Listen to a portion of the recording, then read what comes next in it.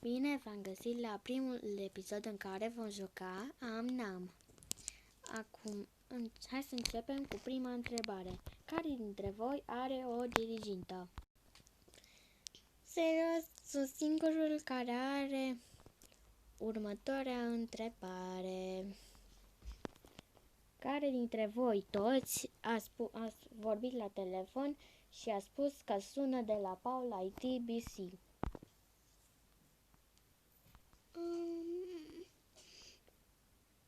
Te voi bate mai târziu.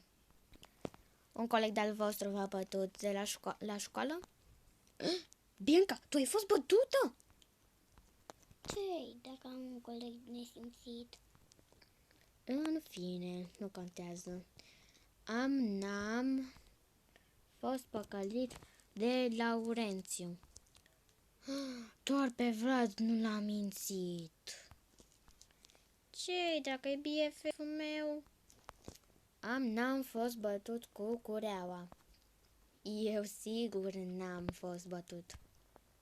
Nici eu. Eu nu fost. Nici eu cu ale. Păi, asta a fost ultimul episod. Ultima parte. Ne vedem data viitoare la un nou episod cu Am-Nam, dar va fi cu un pic mai multe întrebări și cu mai mulți prieteni. Pa!